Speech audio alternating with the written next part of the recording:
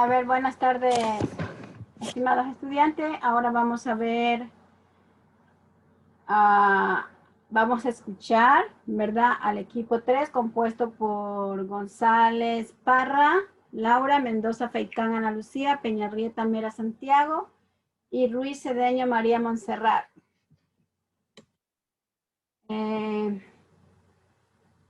Ana Lucía, te autorizo, ¿verdad? Que tú escojas quién va a dar de primera y quién va a dar de segunda. ¿Sí? ¿Sí me escuchas? Ya, doctora. Sí, aquí estoy. Sí. Voy a Ana ser Lucía, compañero Santiago. ya, Ana Lucía, te envié un mensaje por WhatsApp. Ya, doctora.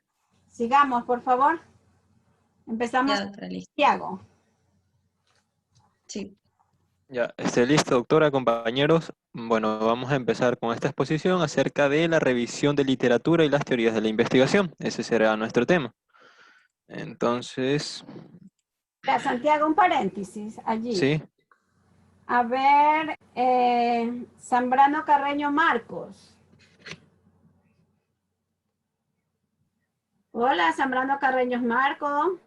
Doctora, buenas tardes. Buenas tardes. Marco, ¿usted me puede decir a qué se refieren cuando hablamos de la revisión de literatura de las teorías de investigación? Sí, claro. Antes de empezar a hacer un estudio, nosotros nos planteamos el tema, como ya sabemos, pero siempre hay historia detrás de un tema, siempre hay contenido extra que otras personas ya han ido realizando. Entonces necesitamos revisar qué es lo que se ha hecho para determinar qué es lo que nosotros vamos a hacer, qué vamos a aportar a ese estudio. Por eso se debe hacer la revisión de la literatura. ¿Ya? ¿Y esa revisión de literatura se evalúa o no se evalúa? Sí se evalúa, es necesario ver, es porque de ella depende lo que nosotros vamos a hacer, porque por ejemplo, si ya hay un estudio realizado con datos significativos, ¿para qué vamos a repetir un mismo estudio? Es por eso que se debe revisar la literatura para saber qué hace falta en ciertos temas. ¿Ya? Eh, a ver, Vélez Romina. Dígame, doctora. Romina, los compañeros ya mandaron, creo, si no me equivoco, desde el martes anterior un artículo científico, ¿verdad? Que es sobre el síndrome de Tourette. Ajá. ¿A qué hace referencia ese artículo? ¿En qué se basa? O sea, se trata de que, o sea, en sí, el tratamiento psicológico, como quiera, mediante un especialista para tratar a un niño de 8 años que sufre este síndrome. ¿Ya? ¿Y qué es ese síndrome? Ya, este síndrome, este de aquí, se caracteriza porque tiene como movimientos, involuntarios o tics que presenta, un niño, ya, que puede presentarse, hasta antes de los 18 años, ¿Ya? que por ejemplo puede ser tanto fónico que, por ejemplo, como que se escucha un garraspeo en lo que es la garganta y en las manos suelen como que rascarse lo que es la ropa o por ejemplo guiñar el ojo. Ya, y le pregunto a usted, ¿este síndrome es un trastorno neurológico? Sí. Ya, gracias. Ahora sí, por favor, continuamos con ya, Santiago. listo, doctora.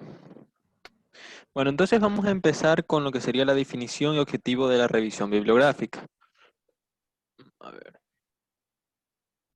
Ya listo. Entonces, primero tenemos que saber que la revisión bibliográfica es un proceso previo antes que se da, o sea, antes de realizar una investigación, nosotros primero tenemos que realizar esta revisión como tal.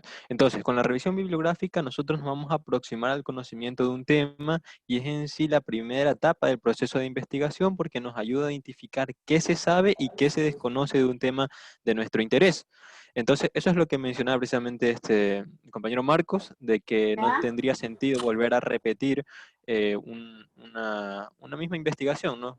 Porque eso ¿Ya? ya es lo que ya se sabe. Nosotros tendríamos que aportar más bien algo que se desconozca, alguna teoría que tal vez no, o algún postulado que no se haya comprobado, ¿ya? Entonces, eso. Bueno, luego tenemos pues, que la revisión bibliográfica es una sinopsis que suma diferentes investigaciones y artículos que nos da una idea sobre cuál es el estado actual de la cuestión a investigar.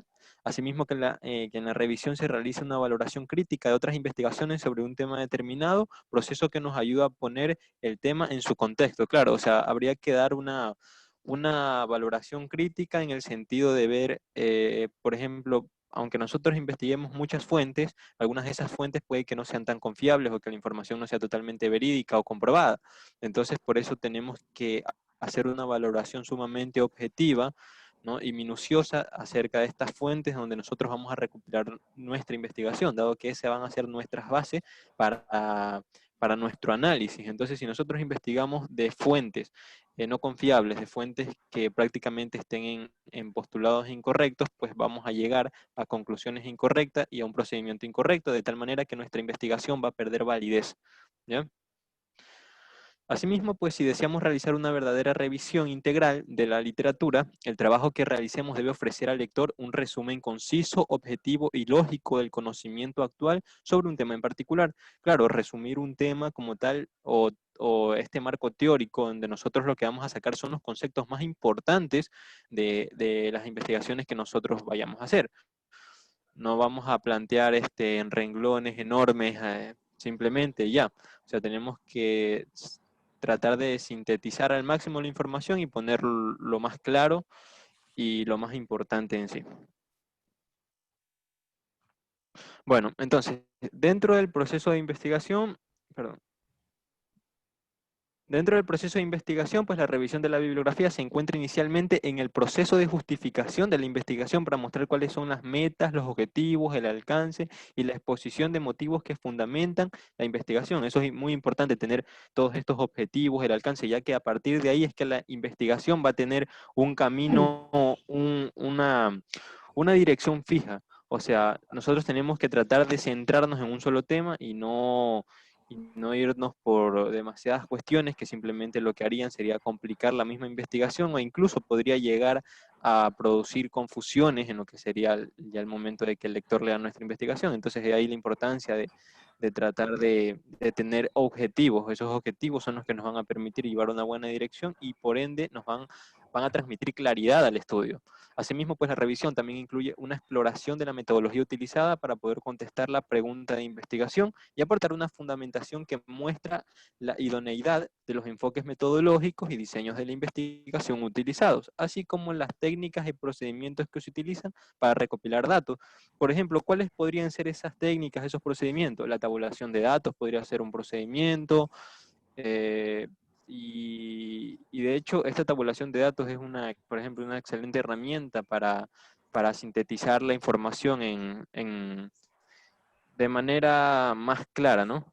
Asimismo, pues en la revisión se evalúan las diferentes metodologías y diseños identificando las ventajas, inconvenientes y dificultades que presenta cada orientación metodológica. Del mismo modo, también se aportan referencias relevantes que muestran la sección de una técnica de recolección de datos frente a otras técnicas alternativas, y el propósito de la revisión de la literatura pues es hacer uso de la crítica y estudios anteriores de una manera ordenada, precisa y analítica. Eso es lo que hablamos hace poco. En pocas palabras, la revisión de la literatura pues se presenta como un análisis crítico del tema, interés al tiempo que señala las similitudes y las inconsistencias de la literatura analizada, ¿ya? O sea, tenemos que ver en qué se relaciona una fuente con la otra y asimismo tratar de identificar los errores de estas mismas. Santiago, yo le hago una pregunta a usted. ¿Sí? Ya estamos hablando de la revisión de la literatura. ¿Y será que aquí dentro de la revisión de literatura, ¿verdad? También entraría, por ejemplo, los software que puedan haber para hacer el análisis de los datos.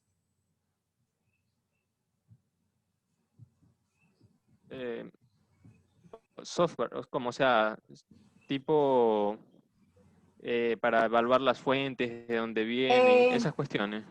Por ejemplo, ya supongamos que nuestro... El Turnitin, por ejemplo, ¿qué? Cuestiones ¿Cómo? así. Que O sea, como para ver si hay plagios, cosas así, como el Turnitin. no, Eso ese sí se sería refiere. para revisar la literatura en sí, ¿verdad? Pero yo me pregunto si es que nosotros tendríamos que revisar un software, ¿verdad? Donde, por decir, como el SPSS, para ver cuál se adapta más al estudio cualitativo. Por ejemplo, también tenemos un estatitis y tenemos un epidata, y yo no recuerdo si fue el grupo de ustedes, el segundo grupo, que manifestaba de que había un software para poder analizar las respuestas cualitativas. Si no son ustedes, yo les voy a revisar cuál de los equipos fue que dijo, pero ellos hacían hincapié de que hay un software generalmente para los estudios cualitativos. ¿Será que también entraría eso en revisión? Bueno, la revisión, como bien estamos viendo, pues forma parte de una metodología y por ende eso también es un método, así que yo diría que sí. Claro, ¿verdad? Ajá. Porque de pronto suponte que nosotros usemos el estatitis y el estatitis no sea para una investigación cualitativa, sino más bien para una investigación cuantitativa. Ya después también tenemos el epidata, entonces uno tendría que analizarlo todo eso para ver qué es lo que nos puede brindar cada software y para ver según la información que nosotros tenemos, ¿verdad? Cuál es el indicado para para la investigación cualitativa, para que se nos haga un poco más sencillo, ¿verdad? La tabulación y la interpretación y análisis de los mismos. Sí, doctora. Sí. Ujú. Ya, seguimos, por favor.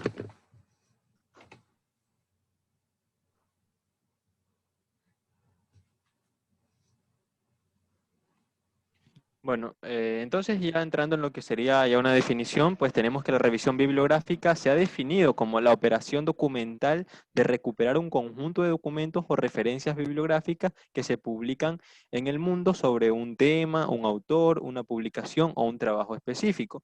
Y es una actividad de carácter retrospectivo que nos aporta información acotada a un periodo determinado de tiempo. Claro, todas las investigaciones, o sea, en sí las fuentes que nosotros vamos a tomar serían ya de investigaciones del pasado, por lo tanto sería todo esto de un carácter retrospectivo y pues Claro. como tal cada una de estas investigaciones pues se basó en un tiempo, o sea, ya sea años, ya sea meses, o sea, ya depende de cada investigación, pero deberían tener todas precisamente esta limitación del tiempo en el cual se han dado. Y en lo que sería la importancia, pues la importancia de la revisión de la literatura se relaciona directamente con sus objetivos y propósitos. Además, una buena revisión extraerá y evaluará críticamente los resultados pertinentes y las cuestiones que han surgido de los trabajos previos. Y de este modo, pues se va a proporcionar una justificación para la investigación que se propone y demuestra un profundo conocimiento de la base conceptual del tema. Claro, o sea, nosotros cuando estamos recopilando datos, de hecho es lo que directamente nos va a poder llevar a los resultados. ¿Por qué? Porque nosotros en sí vamos a hacer una complementación de nuestros conocimientos, de lo que ya sabemos, con las fuentes que nosotros recopilamos. Entonces, los resultados, como tal, que nosotros obtengamos, van a ser basados en ambas matrices, en ambos puntos, ¿ya? Entonces, eso por un lado. Y bueno, también obviamente está relacionado con los objetivos. ¿Por qué? Porque si yo estoy buscando fuentes, por ejemplo, históricas, significa que mi investigación va directamente relacionado a ese tipo de ciencia, a ese tipo, o sea, sí, a esa rama como tal. Entonces va directamente también relacionado con este punto y pues es ahí la importancia, ¿no? No podemos tomar referencias de, yo qué sé, de ciencias cuando nosotros estamos en historia o en otros tipos de temas. Sí, un Bueno. poco Santiago, ¿verdad? Muchas veces nosotros cometemos el error, por decir, estamos haciendo una investigación X en niños, ¿verdad? Y de pronto cuando ponemos en el buscador, simplemente ponemos el nombre de la investigación, pero no especificamos en el grupo de edad. Entonces, para hacer una comparación, para hacer un análisis, no podríamos nosotros estar trabajando con niños y utilizar unas investigaciones hechas, por decir, en adultos mayores, sino que Claro, exacto. deberíamos de tener para poner en el buscador, porque entonces lo que nosotros podríamos analizar, entonces nos daría un falso positivo. Ujú. Claro, exacto. Bueno, entonces, continuando con lo que serían los objetivos de esta revisión, pues bueno, tenemos que, dentro de los objetivos, se basa en identificar los aspectos relevantes conocidos, los desconocidos, los controvertidos sobre el tema de investigación en base a las recomendaciones obtenidas en otros estudios de investigación. Como bien lo mencionaba, pues lo que en sí una investigación es prácticamente un complemento de lo que sabemos y de lo que no sabemos, ¿ya? Y bueno, asimismo tenemos centrar el tema de interés formulando objetivos, hipótesis y problemas concretos. Claro, los objetivos, pues ya sabemos que esos van a ser directamente el camino de la investigación. La hipótesis es la razón como tal de la investigación, o sea, lo que nosotros queremos demostrar, ¿ya? Y los problemas concretos, ya que esos serían pues los que nos ayudarían a realizar un análisis. Son esos problemas, los problemas de investigación que nosotros planteamos, en los que nosotros los vamos a resolver y precisamente desglosar para poder llegar a una conclusión final. Igual tenemos pues identificar las aproximaciones teóricas elaboradas sobre el tema, conocer las aproximaciones metodológicas al estudio del tema, sujetos y selección, tipos de diseños utilizados, con ventajas e inconvenientes sobre su validez externa e interna, dificultades encontradas en las investigaciones previas. Asimismo, identificar las variables asociadas al estudio del tema y los instrumentos para su medición, seleccionar los métodos de análisis más apropiados, comparar los resultados obtenidos en la investigación de estudios similares, discutiendo críticamente conclusiones contradictorias procedentes de diferentes estudios. Claro, por ejemplo, yo que sé, para alguna enfermedad, tal vez hayan estudios que indican que ciertos medicamentos podrían funcionar y otras que de hecho digan totalmente lo contrario, que podrían incluso llegar a producir algún daño. Entonces es ahí que se podrían producir ciertas contradicciones en las investigaciones y eso es un punto que habría que tomar en cuenta, pues y tenemos que compararlos y llegar, tratar de seleccionar. Bueno, más que seleccionar sería llegar a una conclusión un poco más global e integral de ambas posturas. Y de igual manera, pues usar la revisión bibliográfica para explicar, apoyar y ampliar la teoría generada en los estudios de investigación de teoría fundamentada. Bueno, que esto ya se va a pasar a explicar por, más adelante ya por otros compañeros. Entonces, asimismo tenemos la aplicación de las evidencias científicas en la práctica del cuidado y actualización académica. Todo esto forma parte de los objetivos que ustedes pueden ver, identificar las evidencias disponibles más actuales. Es muy importante pues recopilar fuentes que sean lo más actuales posibles. No podemos recopilar ya información que prácticamente esté obsoleta, donde contenga información que de hecho ya se haya descartado muchas teorías, muchos postulados. Entonces tenemos que conseguir al menos que sean de 5 a 10 años aproximadamente las fuentes que nosotros estaremos recopilando. Asimismo, pues tomar decisiones acertadas, actualizadas e informadas en la práctica clínica y de la gestión, elaboración de guías práctica clínica, evaluar la pertinencia y idoneidad de las prácticas de cuidados realizados, identificar la aplicabilidad de la evidencia conocida en nuestro contexto de cuidado, elaboración de políticas de salud. Y dentro de lo que es la actualización académica, pues tenemos que resumir la información sobre un tema o problema, como bien lo mencionábamos hace un rato, proporcionar información amplia sobre un tema, ahorrar tiempo y esfuerzo en la lectura de documentos primarios, contribuir a superar las barreras idiomáticas, ayudar al lector a preparar comunicaciones, clases, conferencias y elaborar nuevas aproximaciones teóricas y conceptuales. Bueno, entonces todos estos que nosotros estos puntos formarían parte de lo que serían los objetivos de la revisión. Todos estos serían los objetivos, ¿ya? Y entonces, bueno, es importante también pues la identificación de las características de la revisión bibliográfica, ¿no? Entonces, o sea, es cómo debe ser esta revisión bibliográfica, ¿de qué manera? ¿Qué debe tener como tal? Pues primero que debe ser sintética, esto utilizando solo aquellos documentos que realmente supongan una aportación determinante y evitando las referencias irrelevantes, ¿ya? Asimismo, resaltar los documentos consultados que más ayudan a comprender el problema de investigación, presentar los conocimientos de forma crítica, indicando las limitaciones de sus conclusiones y mostrando las lagunas metodológicas.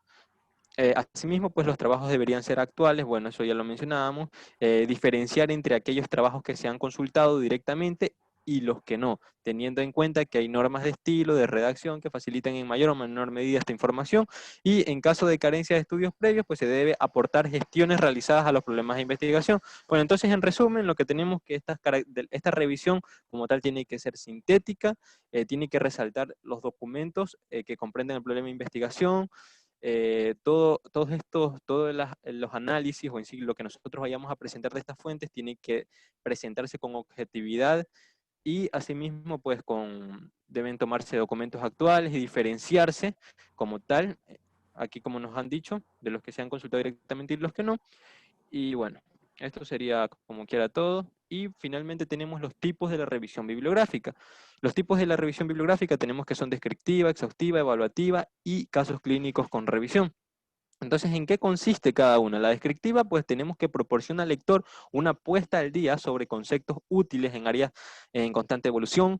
Entonces, este tipo de revisión tiene una gran utilidad en la enseñanza y también interesa a muchas personas de campos y contextos, según, bueno, es la mejor forma de estar al día con nuestras esferas generales de interés. La exhaustiva, por otra parte, que se trata de un artículo de bibliografía comentada. Son trabajos bastante largos y muy especificados y no ofrecen información precisa a un profesional interesado en responder a una pregunta específica.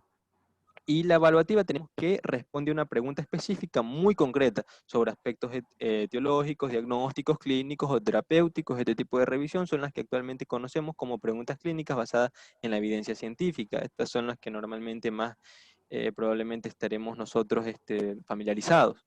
Y los casos clínicos con revisión, pues tenemos que también se realiza la exposición de un caso clínico con las intervenciones terapéuticas realizadas, la narración del caso se complementa con una revisión de opciones terapéuticas y con formulación de preguntas que evidencian la clínica ajustada al caso. Entonces, estos son los tipos de revisión bibliográfica que nosotros tendríamos. Cabe destacar que también hay otros, o sea, esto como tal son los tipos de revisión bibliográfica, la clásica, ya, pero también existen otros, pero ya serían, por así decirlo, secundarias, pero estas serían las principales. Ya, una pregunta. ¿Sí? Su tema del proyecto de investigación, ¿a qué tipo de revisión bibliográfica pertenece? Por favor, antes de contestar, diga su tema, ¿sí? Del proyecto. A ver. Bueno, el tema del proyecto, como quiera, a ver, sería el sedentarismo y alimentación y su impacto sobre la enfermedad cardíaca hipertensiva en pacientes adultos jóvenes de Manabí. ¿Ya? ¿Y en qué tipo Entonces, de revisión bibliográfica lo encasilla? en la evaluativa. O sea, sería en la evaluativa porque nosotros, como bien lo dije, vamos a responder a esa pregunta, o sea, en qué tendría que ver, o sea, la enfermedad hipertensiva y su relación con la alimentación y el sedentarismo. O sea, nosotros tendríamos que contestar a esa pregunta y para determinarla, para responderla, tendríamos que precisamente basarnos en aspectos teológicos, diagnósticos, clínicos y terapéuticos. O sea, las causas de esta hipertensión, si el paciente qué medicamentos está tomando y toda esta cuestión. Entonces pertenecería a la evaluativa. Ya, todavía no se me vaya, ¿sí? Josué Andrés García. Doctora, buenas tardes. Buenas tardes. El compañero Josué me escribió que de favor le ayude justificando la inasistencia. Tenía problemas con la conexión hoy día. Ya. Sí. Veamos, Cedeño María de los Ángeles. María de los Ángeles. Doctora, aquí estoy. Ya. El grupo 3 que está exponiendo, ¿verdad? Subió un artículo científico, ¿verdad? Al chat donde estamos todos. ¿Usted diría, o en qué de estos tipos de revisión bibliográfica encasillaría ese estudio que mostraron los chicos? ¿Y por qué? ¿Lo encasilla como una revisión bibliográfica descriptiva, como una exhaustiva, como una evaluativa o como caso clínico en revisión? Déjeme revisar ya. ¿Cómo que le deje revisar? O sea, aquí ver bien o sea, a qué corresponde cada uno. Yo creo que aquí corresponde a caso clínico con revisión, porque en el artículo que enviaron las compañeras, se trataba de que un niño tenía un TIP, y se hizo, el que tenía la enfermedad de Tourette, entonces se hizo un tratamiento que era como la inversión, o sea, era como poner en práctica un movimiento que como quiera fuera la inversión a su tip para poder tratarlo. Entonces yo creo que es casos clínicos con revisión. ¿Ya? Santiago, ¿qué puedes decir tú a la respuesta que da María Isabel? Sí, yo creo que sí está correcto, Yo no me doctora. llamo María Precisamente Isabel, el caso doctor. clínico. María de los Ángeles, perdón. Sí, es correcto porque precisamente lo que se hace es que se toma un caso clínico de un niño de 8 años y pues precisamente se dan todas estas intervenciones terapéuticas, todo esto que precisamente menciona el concepto. Así que sí, sería caso clínico. Ya. ¿Hay algún voluntario que no esté de acuerdo con lo que acaba de mencionar María de los Ángeles? Escucho. ¿Todos se han ido o están dormidos? Sigamos, Santiago. Ya. Bueno, doctora, y aquí ya tenemos el tipo de revisión bibliográfica. Ya esta parte ya corresponde a mi compañera, creo que Ana Lucía nos va a explicar un poco mejor sobre este tema. Ya. No, sigo yo. María. Sí, un momento.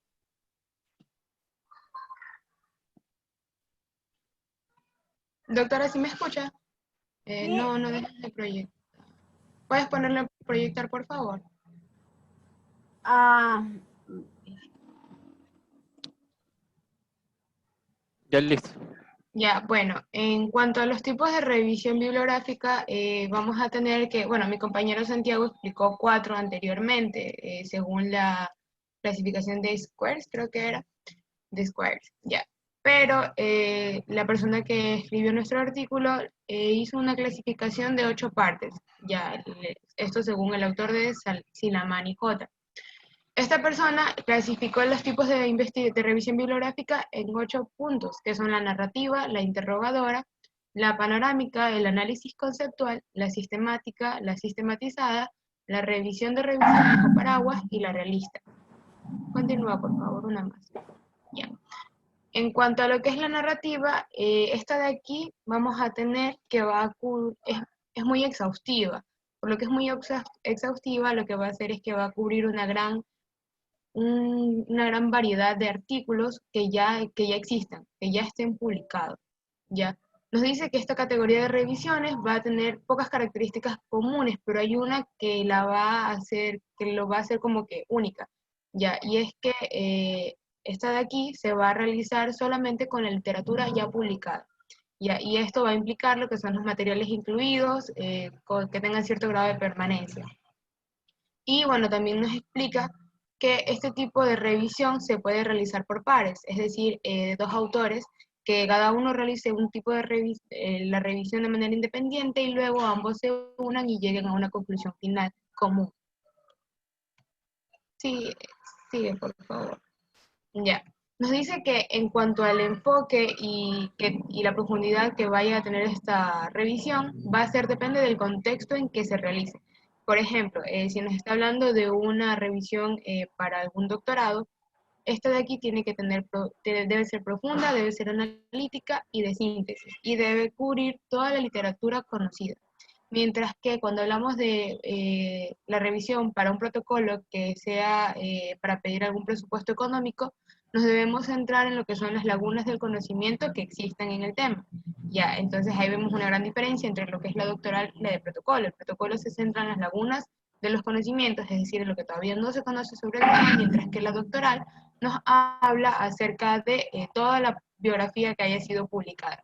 Y bueno, tenemos también el otro contexto que sería libro o manual, que bueno, aquí el objetivo va a ser presentar de manera amplia el conocimiento que hay sobre un tema. Se debe plantear cuáles fueron las bases de datos utilizadas. Esto es un consenso que se realizó, ya que nos dice que para un tipo de revisión narrativa debemos plantear las bases de datos utilizadas, qué términos y descriptores utilizamos, la fecha en que llevamos a cabo la búsqueda y la estrategia exacta de búsqueda que utilizamos. Siguiente, por favor. Bueno, luego tenemos lo que es la revisión integradora, y como su nombre mismo lo dice, esta de aquí Básicamente lo que hace es que integra los conocimientos o los sintetiza, ¿ya? Y va a sintetizar todos los conocimientos acerca de lo que es la metodología, los conocimientos teóricos o sobre la investigación realizada, y de aquí vamos a sacar como una conclusión sobre algún tema específico. Ya, ahora, cada revisión tiene un propósito o un objetivo. El propósito de la revisión integradora va a ser que va a aportar una comprensión mucho más profunda o incluso pueda crear una nueva conceptualización del tema, porque como se los dije, esta de aquí recoge un grupo de revisiones, de varias revisiones, y lo que hace es que de cada una como que crea un nuevo concepto, mucho más entendible o mucho más adaptable para lo que necesitamos. Y bueno, aquí el consenso de aquí va a ser que vamos a tener que identificar el concepto de interés, se van a especificar las estrategias de la búsqueda y se va a incluir los criterios de inclusión y exclusión de los artículos a revisar. Y se va a ofrecer un número de registro final que integra la revisión. Sigue, por favor, Santiago. Bueno, para saber si nosotros hicimos una buena revisión bibliográfica de lo que es la parte integradora, tenemos que hacernos ciertas preguntas, que son las que están aquí. La primera es, ¿son los fines y objetivos de la revisión claros? Es decir, si cumplimos claramente con todos los objetivos de la revisión. La segunda es, ¿los criterios de inclusión y exclusión son apropiados para los objetivos de la revisión? Luego, en la tercera pregunta tenemos, ¿se especifica claramente la estrategia de la búsqueda? Ese es el momento de dar los consensos. Luego tenemos, ¿los términos de búsqueda son apropiados para encontrar la información idónea que permita alcanzar los objetivos de revisión? Luego tenemos, los autores han especificado los criterios utilizados para evaluar la calidad de la documentación incluida en la revisión. Esto se debe a que en la revisión integradora debemos tener en cuenta que no podemos tomar cualquier tipo de artículo que nos aparezca, debemos tomar revisiones, literatura científica que esté avalada, que sea apropiada para lo que vamos a hacer. Entonces, esta pregunta es muy importante. Si los autores han especificado los criterios utilizados para evaluar la calidad del documento que estamos haciendo, porque de nada nos vale hacer una revisión con artículos que no tengan la calidad que se necesita. Y por último tenemos, se especifica el modo en que los autores analizan la información para presentar los hallazgos. Bueno, y esas son las preguntas que debemos realizar al momento de querer evaluar nuestra revisión integradora. Luego vamos a tener lo que es la revisión panorámica. Bueno, esta de aquí dice que es un tipo de revisión que es novedosa y que se allega o se apega mucho más a lo que es el tema de las ciencias de la salud. Ya, estas de aquí han sido propuestas como un método de síntesis de conocimientos para sintetizar, valga la redundancia, la evidencia, con el fin de entender mucho mejor lo que son los términos generales de lo que se conoce acerca de cierto fenómeno o cierta enfermedad. El objetivo de esta va a ser que identifiquemos de manera rápida los conceptos que van a sustentar un área o una investigación y las principales fuentes y tipos de evidencias disponibles. Por ejemplo, aquí nos dice que su objetivo es identificar rápidamente los conceptos y las claves, ¿ya? Y nos dice que no son una revisión sistemática y ya que no se lleva a cabo con un protocolo preestablecido, sino que más bien se utiliza una técnica de mapeo conceptual, ya, de mapeo de la bibliografía y la opinión de los usuarios, contribuyendo a identificar vacíos y carencias en el conocimiento sobre un tema. Es decir, no es como que estemos hablando de una revisión narrativa que tiene un protocolo a seguir, sino que más bien esto lo que hace es como que un sondeo, un mapeo acerca de los conocimientos o de las definiciones que exista sobre determinado tema, y así ampliar este conocimiento. Sigue, por favor. Sobre todo, esto se utiliza, ¿verdad? Cuando nosotros hacemos un instrumento y nosotros tenemos que conocer, o sea, por decir, se me ocurre parasitosis, ¿verdad? Entonces nosotros tenemos que conocer qué piensa nuestra gente que va a ser investigada o cómo conceptualiza qué es la parasitosis, porque de pronto yo le puedo decir, a ver, ¿y qué es parasitosis? Ellos me dicen bichos, me dicen en una palabra bichos, ¿ya? Entonces yo tengo que enseñarle que no, que me den una conceptualización, ¿verdad? Que, o sea, ya, me dicen ese bicho, pero ¿para qué sirve ese bicho? ¿Qué es un bicho? ¿Qué mal puede ocasionarme ese bicho? Entonces allí ya se va formando una conceptualización propia de nuestra comunidad. Y muchas veces esas conceptualizaciones que uno arma, ¿verdad? Lógicamente las ponemos en el cuadro de la operacionalización de variables. Lógicamente cuando hacemos la investigación en vivo, ¿sí? Continúo. Sí, por favor. Ya, bueno, como les dije, cada tipo de revisión va a tener un objetivo. El objetivo de esta de aquí, como es apegado a lo que es el tema de la salud, nos dice que su objetivo va a ser identificar la naturaleza y el alcance de la evidencia en la investigación. ¿Ya? Y bueno, esto por lo general tiene lo que son debilidades y fortalezas. Y sí, como decía la doctora, una persona, por ejemplo, cuando nosotros empezamos a estudiar medicina, creo que de ciertas cosas nosotros teníamos una idea vaga o una idea general. Sin embargo, para hacer un concepto que nos ayude a estudiar mejor el tema, lo que hicimos fue investigar de varias partes y hacer un solo tema. Entonces eso es lo que debemos hacer básicamente. En cuanto a las debilidades y fortalezas, tenemos como fortaleza de este tipo de revisión es que nos ayuda a identificar si se necesita realizar una revisión sistemática completa. Y en cuanto a su debilidad, es que no incluye un proceso exacto de evaluación como las anteriores revisiones. Ya, es decir, la calidad de los documentos o la revisión o el proceso por el cual se realizan no tiene que ser tan sistematizado como en los otros tipos de revisiones. Ya, entonces esto nos da la posibilidad de que se incluyan estudios sin calidad suficiente. Es decir, que de aquí sí podemos hacer como yo se los mencioné, es un sondeo, es un mapeo. Entonces, como que de varios lugares podemos sacar cierto tipo de información o definición que nos ayuden a llegar a un claro concepto de lo que queremos saber. Aquí la calidad de la documentación no es tan importante. En el siguiente, por favor. Eso. Entonces, ¿qué hace una revisión panorámica? Bueno, una revisión panorámica va a identificar los conceptos claves que van a sustentar un área de la investigación, las principales fuentes y tipos de evidencias disponibles, sobre todo cuando un área es compleja o no ha sido revisada exhaustivamente antes. Y bueno, aquí tenemos uno de los motivos, o varios motivos, de por qué vamos a realizar una revisión panorámica. La primera es mapear o sondear la extensión, amplitud y naturaleza de la investigación en un área de estudio. Ya, para ver, es como que yo diga qué tanto se ha estudiado acerca del tema. Por ejemplo, si vamos a ver acerca del COVID, actualmente hay literatura, pero sin embargo no hay tanta como alguna enfermedad ya conocida desde hace mucho tiempo atrás.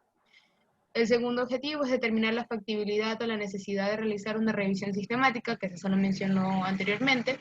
Va a ser sumarizar y diseminar los hallazgos de una investigación, identificar las lagunas de la investigación en la que se realiza, es decir, si no hay suficiente bibliografía para revisar, clarificar la comprensión conceptual en un tema donde existe una definición poco clara de conocimientos o existe una falta de acuerdo. Siguiente, por favor. Yo creo que aquí ya le toca a mi otra compañera, doctora.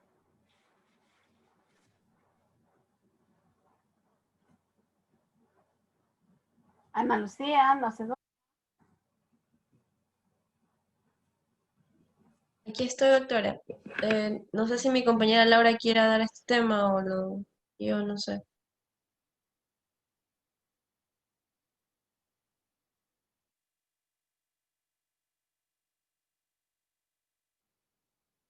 A ver, no perdamos el tiempo, entonces yo voy a nombrar, ¿así? Sí, doctora. ¿Perdón? Sí, para hablar acerca del análisis conceptual. Bueno, primero, el análisis conceptual va a ser un tipo de revisión emergente en la ciencia de la salud, ya especialmente en las ciencias enfermeras, que es el análisis conceptual. Ahora, cuando se inicia un análisis conceptual, se debe tener en cuenta que el concepto que se analiza debe ser relevante para la práctica y la disciplina. Un ejemplo que nos puede ser útil en esto puede ser la utilización y el significado que tiene el concepto de fatiga y las diferentes acepciones que toma en diferentes contextos de práctica o incluso modos lingüísticos. Por ejemplo, la fatiga puede ser entendida como dificultad para respirar o como cansancio. ¿Ya? Ahora, hay tres cualidades que deberían tener el análisis conceptual. Está la claridad conceptual, la claridad sobre el fenómeno de estudio y claridad en la definición del fenómeno y y estas proponen un proceso que comprenden las siguientes etapas. Ya, Laura, ¿verdad? Cuando nosotros hablamos del análisis conceptual también es parecido a lo que ya hemos dicho, o sea, de todo el análisis que uno saca, ¿verdad? Puede hacer su propia conceptualización. Siempre y cuando esta conceptualización que nosotros armamos tenga que ver con lo que nosotros realmente queremos, con el objetivo de nuestra investigación, con el tema de la investigación. ¿Es así o no? Sí. ¿Ya?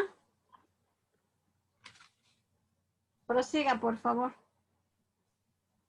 Ya, entonces, bueno, lo que decía que las etapas del análisis conceptual, primero se debe seleccionar el concepto, determinar el propósito del análisis conceptual, después identificar los usos del concepto que se pueden descubrir, sentimientos, sanciones, controversias, ¿no? Son ejemplos, determinar sus atributos o características, encontrar un caso modelo, luego encontrar casos contrarios, casos relacionados, casos límites, casos inventados y casos ilegítimos, identificar antecedentes y consecuencias y por último definir los referentes empíricos que muestran que el concepto existe. Entonces, bueno, otro tipo de revisión. Bueno, una revisión sistemática es definida como un resumen de evidencia. Casi siempre esta es realizada por un experto o por un grupo de expertos en un tema determinado. Ya. Este se utiliza un riguroso proceso para minimizar los sesgos, es decir, para disminuir los errores, que van a identificar, evaluar y sintetizar estudios para contestar una pregunta clínica específica y extraer conclusiones sobre los datos recopilados. Y va a responder fundamentalmente a preguntas sobre qué es lo que funciona, ¿ya? Ahora, hay dos tipos en la revisión sistemática. Está la investigación de la investigación y la investigación secundaria, ¿ya? Algo importante que nos menciona en la bibliografía que encontramos es que la diferencia más importante entre la revisión sistemática y la de los otros que hemos hablado es que la metodología utilizada es explícita y precisa. Y además se sigue un protocolo claramente delineado, estandarizado y replicable que asegura la calidad, consistencia y transparencia del proceso de revisión. Antes, las revisiones sistemáticas solo se utilizaban para evaluar los ensayos clínicos, ¿ya? Pero actualmente se ha ampliado la perspectiva, para incluir otros enfoques metodológicos cuantitativos, cualitativos o de orientación mixta. Bueno, sí, el realista.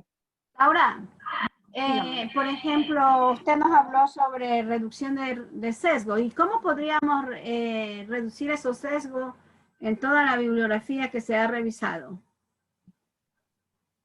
Yo diría que mientras más bibliografía busquemos, yo hallo que menos sesgo, porque podemos comparar. Entonces, o sea, podrías encontrar menos sesgo, pero ¿cómo yo estoy segura que en realidad va a haber menos sesgo? ¿Qué tengo que hacer después que yo he revisado la literatura? Eso es razonamiento. Comprobar. ¿Y qué vas a comprobar?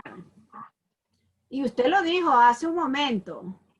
Es que por eso es que yo les pido a ustedes que no es venir a recitar, sino que más bien entender lo que hacen.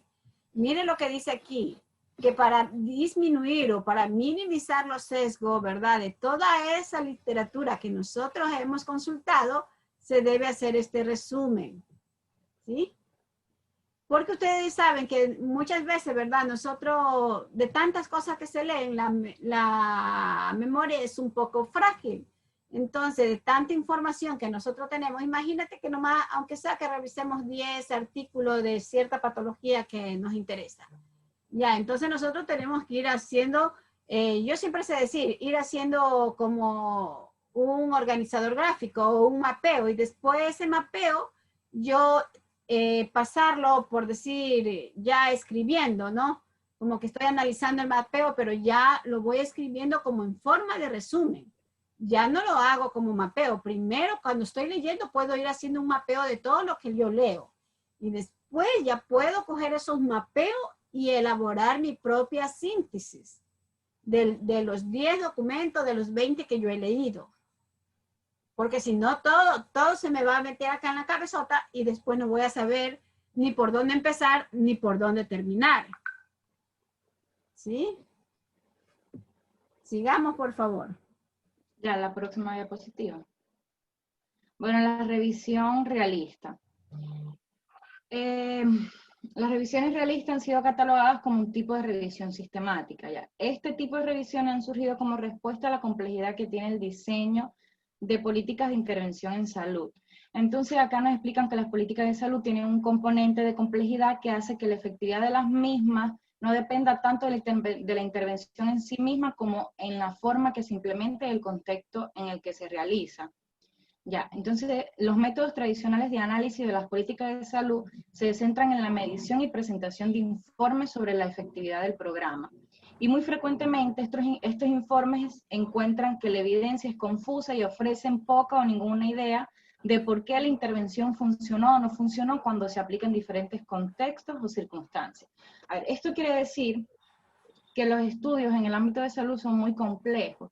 E incluso muchos tienen una información confusa que no se va a saber si funcionó o no funcionó, por ejemplo, la hipótesis que se plantea, si es verdad o no es verdad.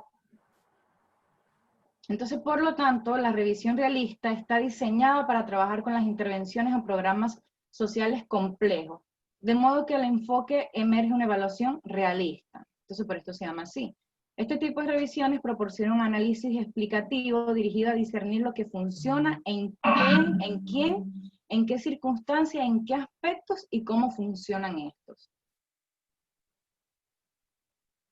La siguiente. Bueno, entonces, en resumen, la revisión realista se ha desarrollado para examinar de qué manera en una intervención social el contexto influye en el resultado.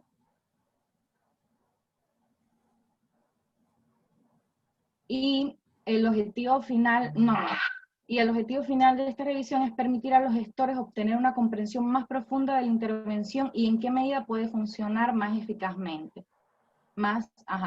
La revisión realista no aporta respuestas simples a preguntas complejas, es decir, por ejemplo, si lo que les explicaba vamos a centrarnos en el ámbito de salud, es decir, que no les va a decir a los responsables políticos de la salud si algo funciona o no, pero hará que se entienda mejor las políticas de salud o lo que estemos estudiando.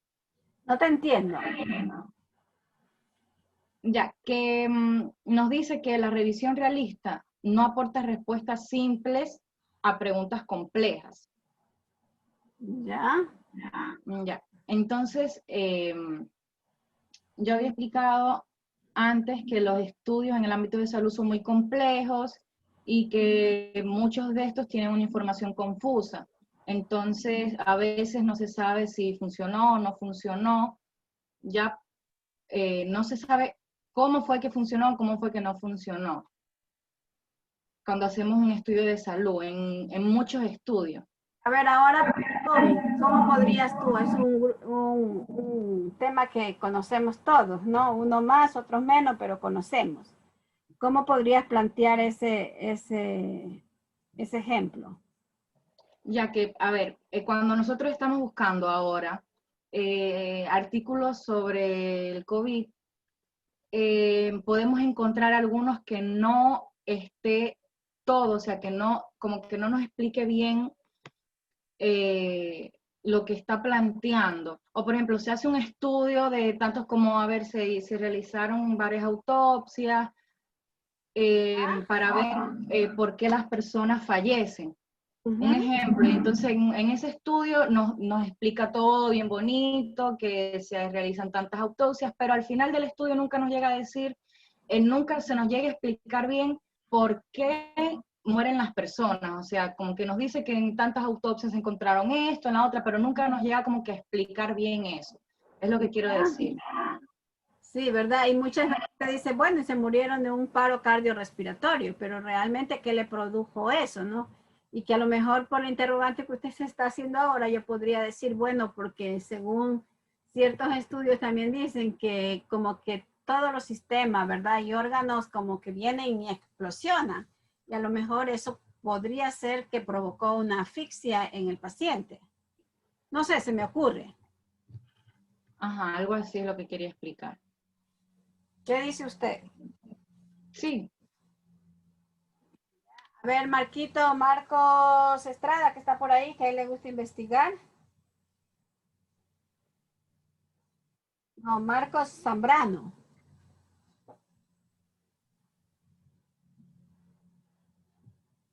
Se escapó Marquito. Bueno, sigamos. Aquí estoy. ¿Estrada Ahí o está. Zambrano?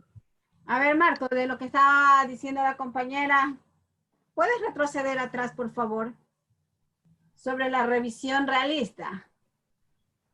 Sí.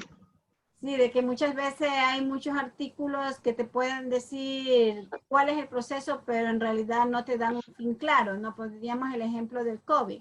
Ya dice que se realizaron tantas autopsias que en esos pacientes, pero realmente no nos dice, ¿verdad? O sea, ¿qué le provocó la muerte a ellos? Sí, claro. Al principio, claro, porque ¿Ya? no se conocía bien él. Sí, ¿verdad? Entonces yo le decía a la compañera, ¿no? Que es bien cierto, ¿no? Y que muchas veces pues, se podría poner, murieron de paro cardiorrespiratorio, pero lo que necesitamos saber es a ese paciente del COVID, ¿qué le provocó el cardioparo respiratorio? ¿Fue que hubo una explosión de órganos o sistemas dentro de cada uno o qué mismo fue? ¿Sí o no? Realmente es que explosión de órganos suena, No sé, suena muy raro. te digo, se me ocurre hacer esa hipótesis descabellada. Realmente es una neumonía la cual que ataca los pulmones. Sería mejor Ya. como decirlo así. Pero en Sino que algún, no se yo conocía he bien la escuchado, ¿no? fisiología de Que esa cuando, neumonía. escúchame, cuando en Italia, que la doctora fulana de tal hizo autopsia a tal paciente y se dio cuenta de que había habido, por decir, que había complicado, como que no recuerdo exactamente, pero que daba ese término era como que el hígado ¿cómo te digo? Yo digo explotado, ¿no? Pero que ese era el problema y que no solamente el hígado, sino que también hubieron otros órganos del paciente. Mm, Esa es lo una que se manejaba, italiana, un día salió en las noticias. de eso no escuché. Lo que escuché fue que al principio los doctores chinos no explicaron realmente el proceso de la neumonía, sino que se trataba como neumonía, cuando en realidad era un proceso inflamatorio de las propias vías respiratorias. ¿Ya? Y mira, ahorita que dices chino, ¿no? Cuando murió el primer chino, que se supone que fue que trajo el COVID, aunque no lo dicen, ¿verdad? Y que el examen supuestamente demoraba 48 horas y no sé cuántas horas demoró para tener resultado. Entonces alguien por ahí dijo que él tenía complicado hígado, tenía complicado pulmones, tenía complicado parte del cerebro. ¿Ya? Entonces imagínate, o sea, no es que podríamos decir que el paciente se murió por una afección respiratoria. Ahí tuvo que haber algo para que le provoque eso y de pronto ya se produjo el paro cardiorrespiratorio. Si es así realmente lo que se escucha en la televisión. Se supone que lo que sale en la televisión son noticias, ¿verdad? Y que son creíbles. Claro, por ejemplo, en los pacientes con COVID que son infantes, se da una manifestación sistémica, pero esto es producido por una tormenta de citocinas, entonces es una inflamación completa del organismo. ¿Y esa inflamación completa del organismo te puede llevar a la muerte? Sí. Sí, ¿verdad? Entonces, mira, ahí ya como que el ejemplo ya va buscando un final de esa conclusión que estaba allí. Hay tantos, como decía tu compañera, hay tantos resultados o tantas autopsias que se han hecho, pero en realidad no te terminan diciendo exactamente qué fue lo que le produjo la muerte a este paciente. Solo te dicen lo que ven, pero no más. Entonces, ahorita, en conclusión, ¿verdad? No sabemos porque no tenemos datos reales, pues podría ser por la inflamación. ¿Sí? Continuamos, por favor. Gracias, Marcos. Listo, doctora. Ya, bueno, entonces tenemos la revisión sistematizada. Ya, esta revisión puede catalogarse como una revisión sistemática, pero en muchas ocasiones carecen de algún elemento que no permite etiquetarlas como tal.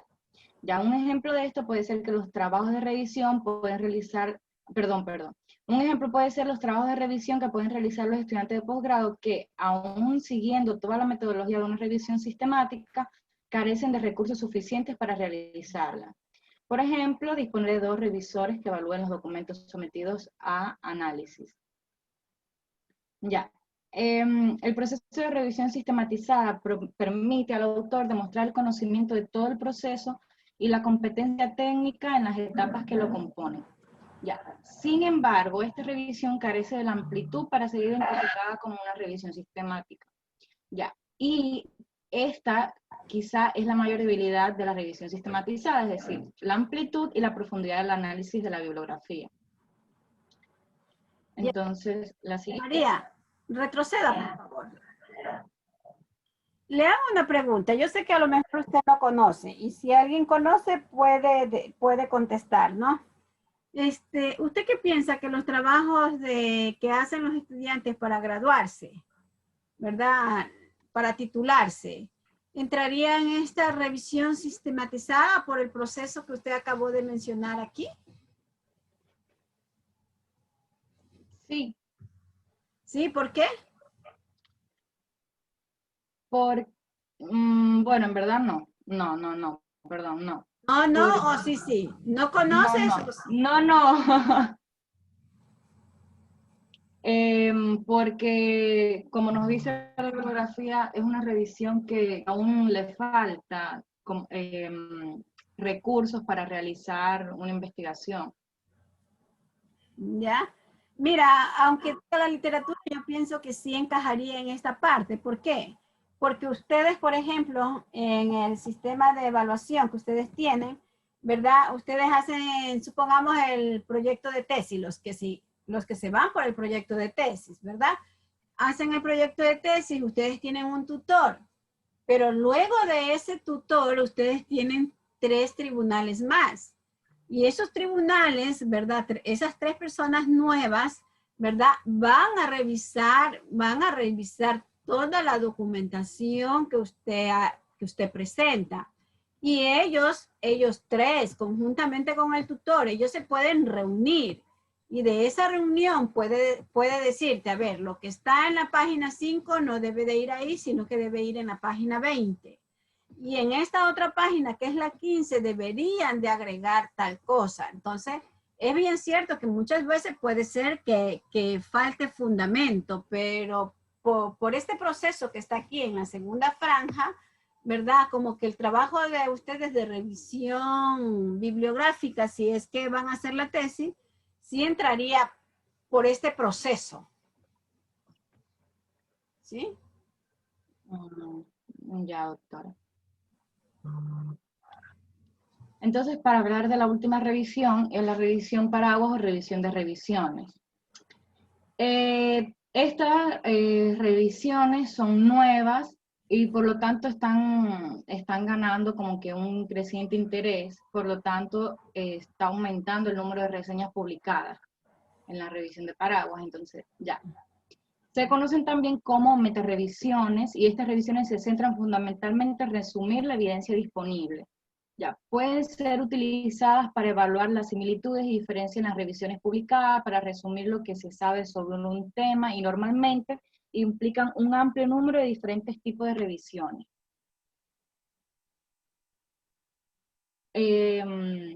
María. Laura. Ya, Laura, retrocede, por favor. Y en estas revisiones paraguas, ¿será que entran los papers? ¿Los cuales, doctor? ¿Los papers? ¿O los review? Los review o los papers son revisiones bibliográficas, ¿verdad? Que no necesariamente tú tienes que irte al campo, sino que tú coges un montón de bibliografía y tú haces un artículo de revisión bibliográfica. Por eso se llama paper o se llama review.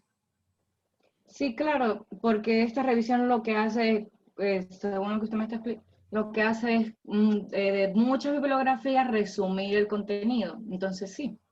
Sí, ¿no? Y lógicamente que también si uno tiene la facilidad o da una interpretación, también nosotros, la persona que hace el review o hace el paper, ¿verdad? Podría acotar algo nuevo.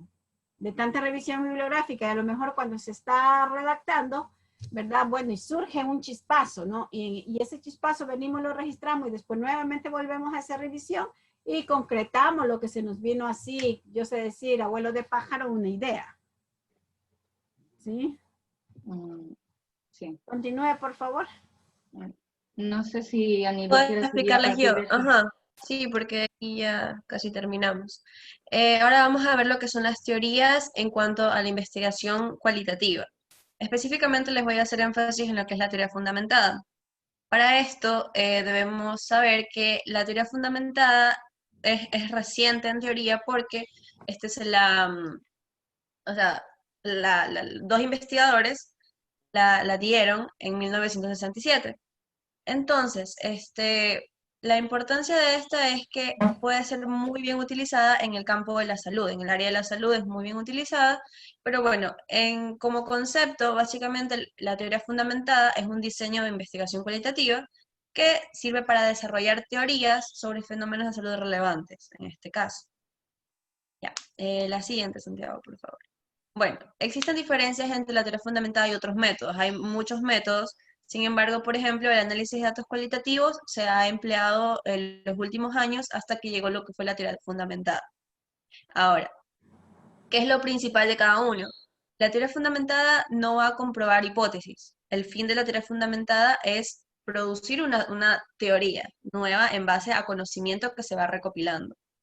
Mientras que el análisis de datos va a responder a preguntas de lo que está sucediendo. Entonces, en el análisis de datos se va a dar una imagen de lo que es la vida, lo que la gente dice, cómo actúa, cómo piensa, y acá en la teoría fundamentada van a generar lo que son conceptos originales, como resultado de un método, es decir, a partir de lo que vamos consiguiendo en la investigación, vamos a generar un concepto nuevo, ¿ya? Y también, bueno, por ejemplo, en la teoría fundamentada, el estudio va a iniciar con una pregunta en general, sin apoyarse en ningún marco teórico y sin ningún prejuicio sobre algo. Todo va a ser nuevo, una pregunta sin tener todavía la base de o sea, la investigación. Mientras que en el análisis cualitativo, los lectores van a extraer las propias conclusiones y generalizaciones. Ahora, el último punto, o sea, hay varias diferencias, sin embargo, estas son las más importantes. Especialmente la última, en el análisis de datos cualitativos, se va a describir lo que es el espacio, el tiempo, la persona, y esto representa un problema en cuanto a lo que es exactitud, contexto y la interpretación de la investigación. Mientras que en la teoría fundamentada se va a dar una abstracción de este mismo tiempo, espacio y persona. Y también, no solamente esto, sino que también en campos sustantivos y de percepción. Entonces, son muy diferentes e incluso se estima que la teoría fundamentada es mucho más compleja que el resto de análisis de otros métodos de investigación cualitativa. Ahora, la siguiente, por favor, Santiago. Ya. Ahora, entrando a lo que es la conceptualización de la teoría fundamentada, para no meter mucha teoría y hacer más como que sea más sencillo, porque es hasta un poco complicado de explicar. La teoría fundamentada, para uno como investigador poder realizar este tipo de estudio, necesita tener un talento conceptual muy avanzado, porque tiene una metodología muy avanzada, es compleja. Entonces, si como investigadores no nos encontramos en ese nivel, podemos inclinarnos por otro tipo de investigación, o sea, otro tipo de análisis de datos cualitativos. Ahora, lo importante, o sea, lo bueno que nos da este tipo de investigación es que podemos generar nuevos conceptos a base de lo que es una comparación constante. Eso es lo bueno que nos da esta teoría fundamentada. Y para esto va a seguir lo que es una serie de un proceso. Entonces, ¿cómo empezamos nosotros lo que es una teoría fundamentada? Primero comenzamos con la recolección de datos. Ana Lucía, le hago una pregunta. Para nosotros, Dígame. proceda por favor, para nosotros estar capacitados, después, para nosotros estar capacitados en una teoría fundamentada, ¿verdad? ¿Usted cree que si para tener todo este talento conceptual, usted piensa que si nosotros comenzamos a revisar y a revisar literatura de nuestro tema, a lo mejor podríamos intentar aplicar la teoría fundamentada? ¿Qué dice usted? Si revisamos previamente las bibliografías, no, porque la teoría fundamentada uno la hace empezando sin nada de información, sin ninguna preconcepción. Entonces nosotros es como que primero empezamos y decimos, a ver, voy a sacar una teoría en base ¿a qué será? Un ejemplo. Digamos, yo digo que el dióxido de cloro es bueno para el COVID, así como lo que dicen ahorita. Ya, pero yo no tengo ninguna preconcepción, yo no sé nada, yo no tengo información, no tengo bibliografías, no tengo nada. Yo simplemente digo, yo pienso que esto es bueno, entonces aquí empieza mi teoría fundamentada. Y a una vez que ya tengo la idea de lo que voy a hacer, empiezo a recopilar información. O sea, lo importante de esto es no tener una preconcepción con respecto al tema. ¿Ya? Entonces, a medida de que yo voy avanzando, o sea, yo tengo mi teoría, mientras yo voy recopilando información, voy comparando y voy analizando, puede que mi teoría sea verdadera, pero al mismo tiempo puedo descubrir una nueva teoría, y ese es el punto, uno va descubriendo lo que es la teoría, la principal, la primera teoría que uno saca, la teoría sustantiva, hasta lo que llega a ser ya la teoría final, en base a lo que voy recopilando de información. Sí, está muy bien, gracias. Sigamos, por favor. Bueno, como les decía, comenzábamos con la recolección de datos, que consiste en abordar la investigación con poca preconcepción, como les decía. Entonces, una vez que tenemos estos datos, generamos la teoría, la primera teoría, y a partir de los datos que vamos recopilando, esta teoría, la primera que tenemos, se convierte en una teoría sustantiva, ¿ya? Y asimismo avanzamos hasta llegar a lo que es una teoría formal. Esto ya es una teoría, es un nivel superior, y aquí vamos a emplear lo que es un muestreo teórico y una comparación constante para ya la última, la formal. Entonces, es importante destacar que, por ejemplo, para lo que es la recolección de datos en esta teoría fundamentada, es muy, muy, muy importante que nos centremos en línea por línea. Tenemos que analizar todo de manera muy detallada para poder ver si es que verdaderamente nos favorece o no a lo que es la teoría. Y una vez ya está, nuestra investigación ya está en este nivel conceptual, que es lo que ya con la teoría fija, se va a dar finalmente lo que es la fracción del tiempo, el espacio y las personas que mencionaba anteriormente. Entonces, ese es el punto o sea, esa es la secuencia en la cual uno va formando la teoría fundamentada, cómo se va haciendo. La siguiente.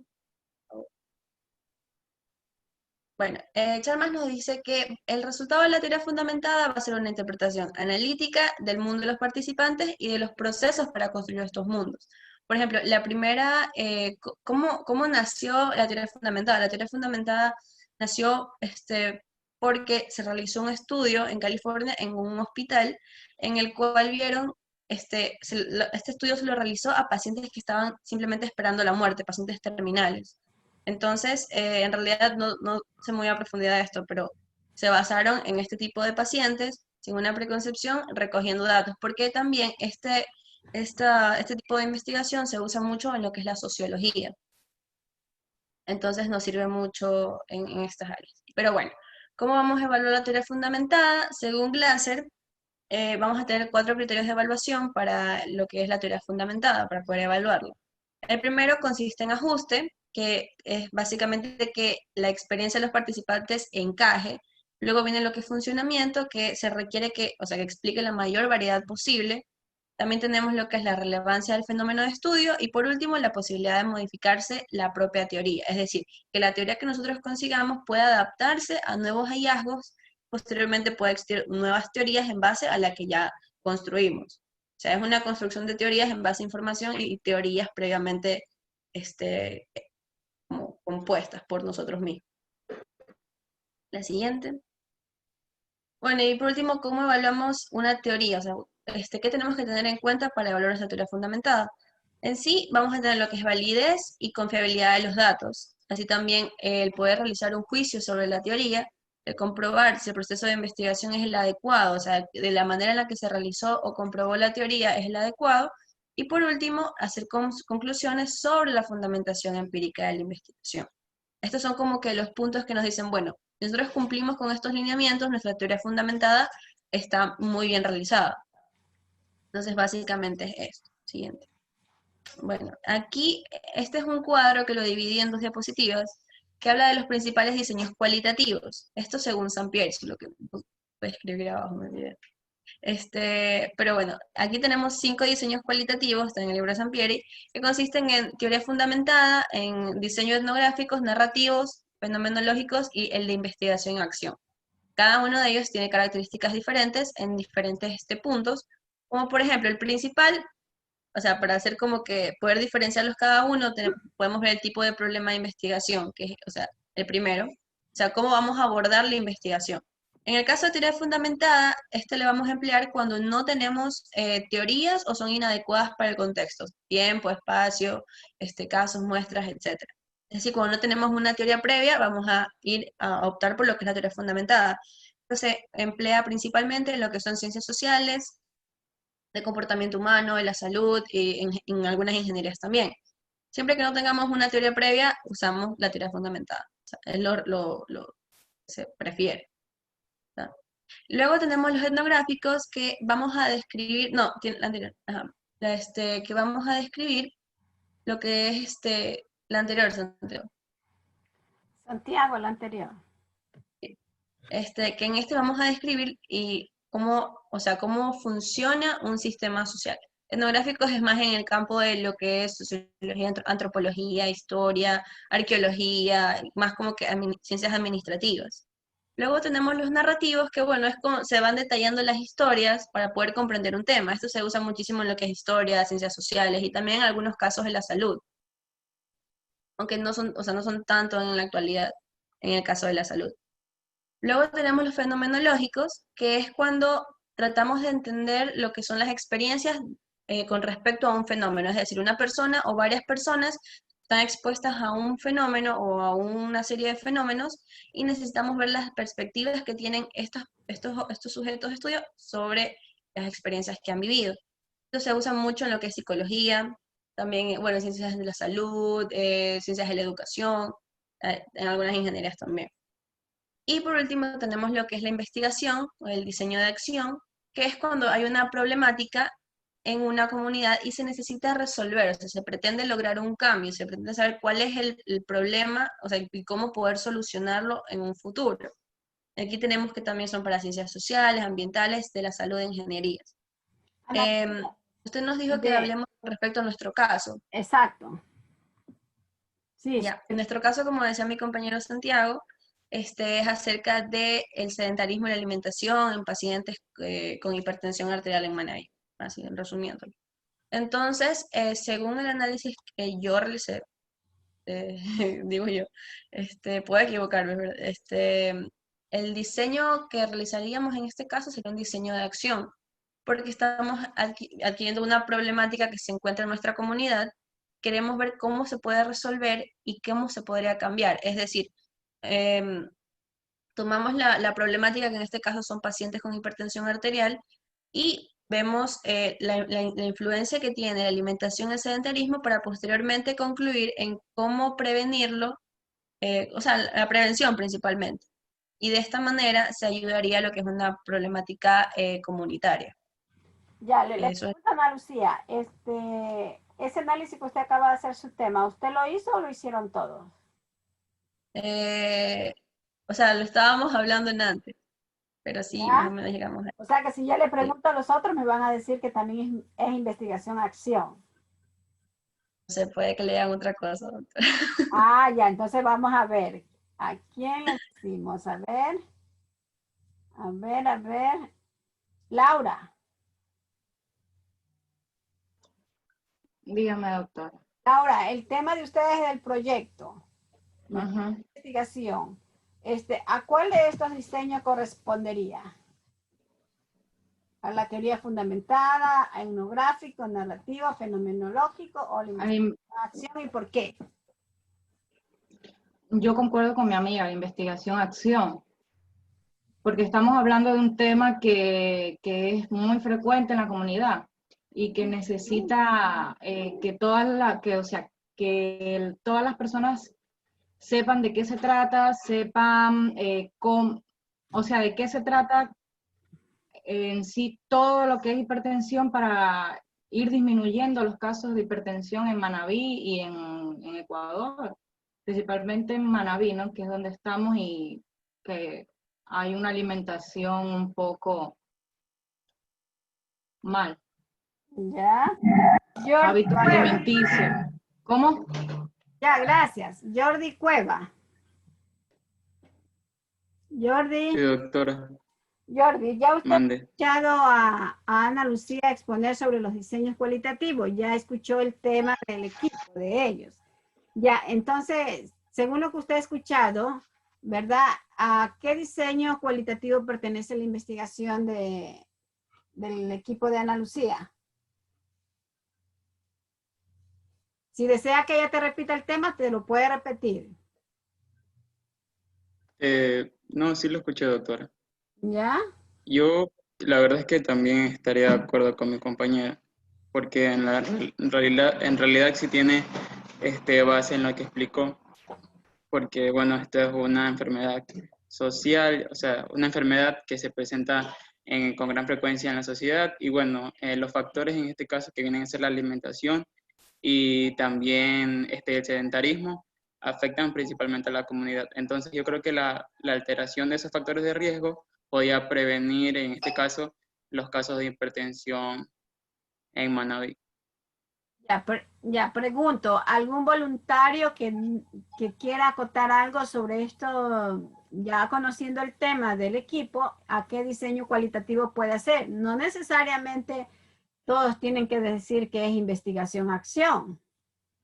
Lo importante es que lo que ustedes digan tienen que abrir su punto de óptica y decir por qué piensan que ese estudio es de otra manera. A ver, ¿no hay nadie? Doctora, yo creo, pero no sé, también así como que viendo lo que expuso la compañera, ¿no podría ser también un estudio narrativo? O sea, porque va a detallar como quiera, la forma de alimentación de las personas que tienen la hipertensión. ¿Ya? No sé si estaría correcto, pienso yo. Escúchame, ese es el punto de óptica, ¿no? Por ejemplo, si que estamos en una investigación cualitativa y sabemos que los estudios cualitativos son narrativos, si tú lo analizas de esa manera, podría ser también narrativo. Y también podría ser fenomenológico, ¿verdad? Porque ¿qué es lo que nosotros queremos entender? La experiencia de estas personas que han tenido dicha patología X, ¿verdad? Y también, o sea, es dependiendo del punto de óptica de cada uno, ¿no? Por ejemplo, si ustedes son en un equipo, entonces todo el equipo, si ustedes quieren saber, todo el equipo viene y discute, ya teniendo el documento en mano y dice, no, según lo que nosotros hemos leído y según lo que dice este mapa conceptual de nuestro trabajo, se inclina más, por decir, a lo narrativo y también considerando que es una investigación cualitativa, ¿sí? Y que eso tampoco no le cambia a la investigación-acción, porque yo también la puedo hacer en forma narrativa, todo lo que yo hago. ¿Me entienden? Sí, Doctora, ya depende de cómo se realice la investigación, ¿no es cierto? Cómo lo enfoquemos. Sí, exactamente. Sí, lógicamente que no va a ser una teoría fundamentada. De pronto no vamos a tener mucho que ver con la etnia, ¿sí? Claro, eso no. Sí. Podría ser entre fenomenológico e investigación-acción. Sí, y lo que hace es narrar lo que está acá. Continuamos, por favor.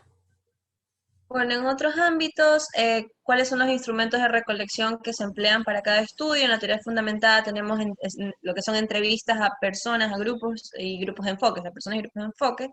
En los etnográficos se basa en lo que es la observación participante, las notas, los documentos y los artefactos. En los narrativos son también entrevistas o documentos que pueden ser escritos de audio y de video. Los fenomenológicos son observación, entrevistas y también grupos de enfoque como la teoría fundamentada. Y por último, la investigación-acción, esta requiere de mucho más, requiere que son entrevistas, reuniones grupales, que ya vienen aquí como que lo que son grupos de enfoque, foros de discusión, reuniones de trabajo, cuestionarios, preguntas abiertas y cerradas. En este ya empleamos lo que son preguntas abiertas y cerradas. Mire, por ejemplo, ya este otro segundo cuadro que acaba de poner Ana Lucía, entonces yo vuelvo a replantearme. Si yo en los narrativos tengo entrevista, tengo documentos escritos, ¿verdad? Tengo audio y tengo video, entonces me da una luz para estar pensando que mi estudio también es narrativo, ¿verdad? En cambio, en lo fenomenológico, ¿verdad? Ahorita no tenemos observación nosotros, ¿verdad? No vamos a hacer entrevista y no vamos a hacer grupos focales, a menos que inventemos un grupo focal por medio de Zoom. Ahí sí lo podríamos añadir aquí, si es que hiciéramos eso, ¿no? Por decir, ustedes son 5, entonces si son, por decir, 50 personas, entonces cada uno hace un grupo focal de 10, ¿verdad? Y podríamos hacer, pero esto va a estar más difícil. Y si vemos también la investigación-acción, vamos a ver que también vamos a necesitar entrevistas, reuniones grupales, grupo de enfoque, va a haber foro de discusión que no lo vamos a poder hacer, ¿verdad? Pero sí podemos hacer cuestionarios con preguntas abiertas y cerradas. Si ve que esto es un jueguito, o sea, nosotros al inicio podríamos decir es tal cosa, pero ya a medida que vamos viendo la otra información podríamos cambiar. Y entonces comenzamos a hacer el análisis de todo lo que se presente, ¿no? De pronto después nos brincamos a las estrategias de análisis y luego nos brincamos al producto del reporte y entonces allí podríamos sacar una conclusión mucho más fluida y mucho más certera y decir, bueno, este estudio por todo lo que hemos visto es esto. Claro. Sí. Sigo. Ya. Sí, por favor. En cuanto a lo que son las estrategias de los análisis de datos, la teoría fundamentada va a ser principalmente lo que es en primer y segundo plano, ya codificación abierta. Los etnográficos, aquí viene lo que es una triangulación, en la que se va a ver una integración de las evidencias. En los narrativos, aquí es una cronología de los eventos y las historias. Aquí ya es un poco más cronológico, hay que ensamblar todos los elementos que conforman parte de esta historia en una secuencia como es, y también entra lo que es el recuento de la historia por parte del investigador. Y luego los fenomenológicos son unidades de significado, categorías, descripciones del fenómeno en sí y las experiencias compartidas de estas personas. Esos son los datos de acá. Y por último, los datos de la investigación-acción es que vamos a involucrar a las comunidades en las decisiones sobre cómo analizar los datos y el análisis del mismo. ¿Ya?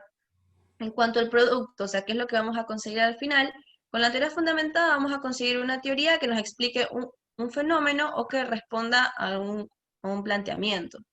En sí, vamos a conseguir una teoría que nos responda a un planteamiento. Luego en los etnográficos vamos a conseguir lo que es la descripción o la explicación de un sistema social etnográfico. Los narrativos vamos a conseguir lo que es una historia secuencial que nos va a integrar varias narrativas. O sea, en el campo del área de la salud se podría realizar un diseño narrativo, por ejemplo, a futuro, cuando ya haya pasado todo esto del COVID, se coge y se analiza todos los datos desde que apareció y todo, y ahí eso es un estudio narrativo que se puede realizar una vez que ya se tenga toda la información. Y tendremos en secuencia cómo empezó todo, mecanismos de acción y todo. Los fenomenológicos, como producto, tiene la descripción de un fenómeno y la experiencia común de varios participantes con respecto a este fenómeno. Y la investigación-acción nos va a dar como producto lo que es el diagnóstico de una problemática y un programa o un proyecto para poder resolverla. Por eso yo decía que se enfocaba más a nuestro estudio, además de que, por ejemplo, en la recolección de datos vamos a emplear lo que son cuestionarios con preguntas, por el hecho de que no podemos estar físicamente con las personas. Entonces, por eso. Ese es el cuadrito que está en el libro de San Pierre. Hasta ahí en la exposición. Esto ya son las preguntas del PDF. Bueno, lo que nos muestra aquí Ana Lucía, ¿verdad? Es el tema de del artículo. No lo vamos a leer porque ustedes ya lo tienen, pero sí pasamos a Ana Lucía o Santiago a la página 32 para hacer las preguntas. Ponla en compartir.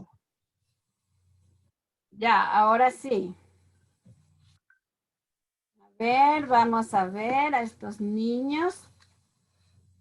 Kesia.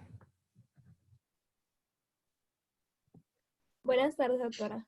Kesia, buenas tardes. Kesia, independientemente si es que el estudio ha tenido hipótesis, pero si usted leyó el artículo, usted se podría plantear una hipótesis independientemente de la hipótesis que hayan puesto los compañeros aquí como contestación a esta lámina. Acerca del artículo, ¿verdad? Sí, y recuerde que las hipótesis en el estudio cualitativo pues no necesariamente son unos interrogantes, sino que pueden salir como conclusiones. Ya, una hipótesis que yo podría sacar es que este síndrome, leyendo el artículo, que este síndrome, los tics de este síndrome se agravan con el enojo o con algún estrés que tenga el niño. ¿Ya? Sí, podría ser porque vendría a ser una conclusión. Ya, por favor, sigamos a la respuesta.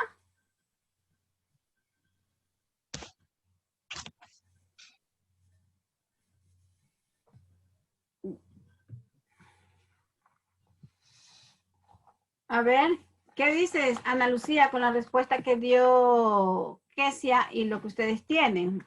Obvio que cada uno puede plantear, ¿no? Claro, es que se pueden sacar algunas hipótesis en relación al texto. La que dijo compañera que está bien. Sin embargo, la que pusimos nosotros acá en este caso, para no poner todas las hipótesis posibles, fue la de que el tratamiento de la inversión de hábito, que es propuesto por ASREN, es el procedimiento psicológico más eficaz para el tratamiento de los tics. ¿Ya? Esta es la hipótesis que como grupo sacamos. Pueden haber otras hipótesis también. Claro, exactamente, sí, porque ese es el Ajá. punto de vista de cada uno. Ya, continuamos, por favor. Ya, lógicamente a esta no le vamos a preguntar, pero usted la va a responder a Ana Lucía, sí, porque como pueden surgir muchas hipótesis. Dele la siguiente, ¿se cumple la hipótesis? Marcos, dele por favor la siguiente. O sea, pero avanzo con la respuesta, la Sí, presento. por favor, sí, para que la diga Ana Lucía. Ya es que no avanza por eso. Se ha quedado un poco la compu. Ya, Esperemos un ratito. está más cansado que nosotros.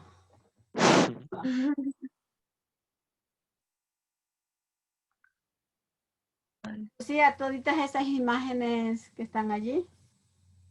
Ah, es un paciente con síndrome de Tourette, por eso las puse todas de fondo. Sí, por eso, porque les veo todas con diferentes, ya. Ya. Entonces, según nosotros sí se cumple con la hipótesis, los resultados que obtuvimos o sea, que se obtienen al final del PDF, nos indican que efectivamente el tratamiento psicológico de la inversión de hábito es efectivo sin la combinación de fármacos, porque lo que se preveía era que no se utilice tanto lo que es una farmacoterapia, sino como es tratamiento psicológico. Psicoterapia. Continuamos, por favor.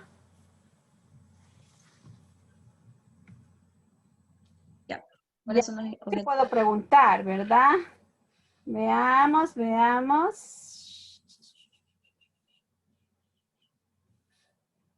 A ver. María Victoria. María Victoria, ¿estás?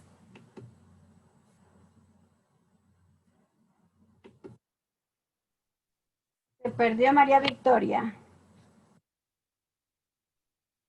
A ver.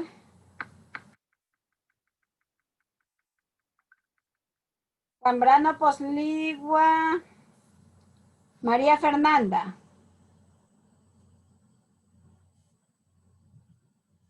Aquí estoy, doctora. Buenas tardes. Buenas tardes. María Fernanda, bueno, ya los compañeros con anterioridad habían puesto el artículo científico en el chat. ¿Usted cree que los objetivos que se planteaba la investigación, perdón, cuáles eran esos objetivos de investigación? Bueno, en el artículo habían una tabla con varios objetivos. ¿Ya? Y entre ellos estaban que decía identificar las sensaciones y las situaciones que son precedentes, o sea, que ocasionan las crisis. Ya. Si nosotros vemos, ¿me puedes retroceder a la hipótesis que se planteó el equipo, por favor? No te me vayas, Fernanda, ¿ya? Mire, Fernanda, aquí está la hipótesis. Los resultados obtenidos en este trabajo evidencian la efectividad del tratamiento psicológico mediante la inversión de hábito para el tratamiento de los tics sin la combinación de los fármacos. ¿Verdad? Entonces, si usted se quisiera plantear un objetivo de esta hipótesis, ¿cómo quedaría? Un objetivo sobre esa hipótesis. Sí. ¿O puedes retroceder otra, por favor, Santiago? ¿Otra? Ya, podría ser con... Ahí está la hipótesis. Bueno, un objetivo que sería parecido a ese sería hablar sobre, podría ser como sobre el desarrollo psicoeducación que había para poder entender cómo obtener información acerca de los tics y cómo se originan estos. Ya. Y para que la persona que, o sea, conozca a un paciente con esta enfermedad sepa cómo manejarse. Ya. ¿Y usted cree que si se planteó esta hipótesis y ese objetivo en el estudio, usted cree que se comprobó o no? O sea, el artículo trata de... O sea, yo creo que en parte sí, porque es la base de lo que es el artículo. O sea, poner como determinar exactamente la parte psicoeducativa de las personas hacia el paciente, poder entender la realidad del paciente y para saber cómo tratarlo. Por favor, Santiago, nos vamos a la lámina que estaba respondiendo María Fernanda. Ya, Está respondiendo. ¿Qué dices, Ana Lucía? Ese es el objetivo que como grupo colocamos, el comprobar la efectividad del tratamiento psicológico en niños con síndrome de Tourette para invertir los tics sin el uso de lo que son fármacos. Ya, ¿y lo que dijo María Fernanda se apega en algo?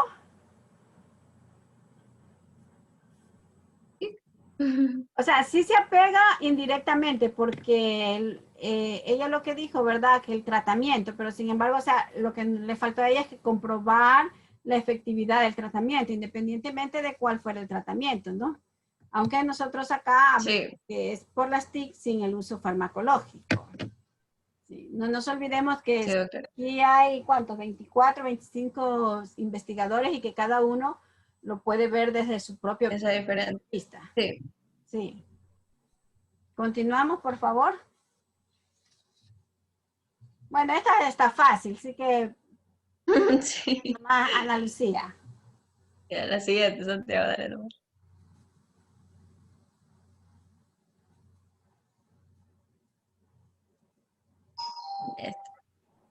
Tan fáciles las preguntas.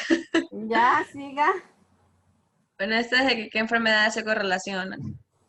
Según lo que en este caso clínico. Claro, en ese caso clínico. No hay ninguna, ¿verdad? Ninguna, en este caso ninguna. Sí. O sea, puede relacionarse, pero en este caso no. Sí. ¿Eso de qué aporta este estudio? Sí, ¿pueden explicarla, Ana Lucía? Santiago, dele, por favor.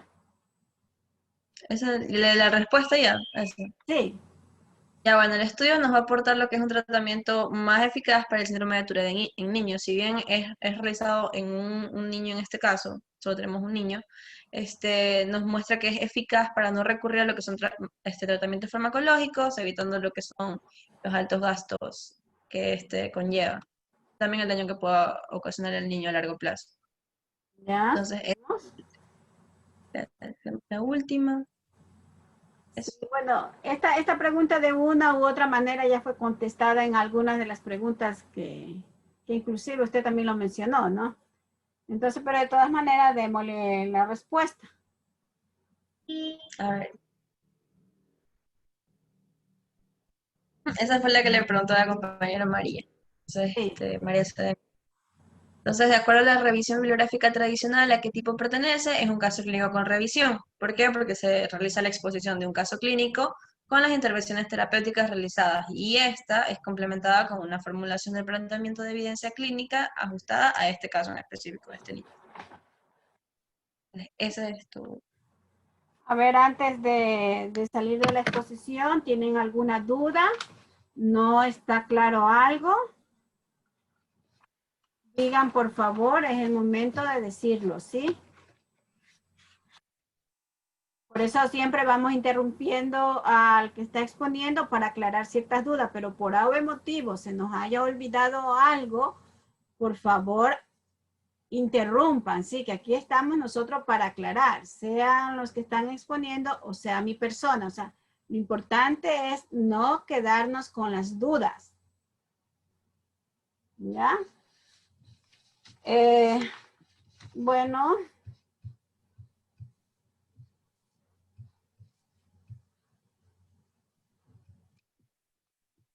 No sé quién está grabando, si soy yo o son ustedes.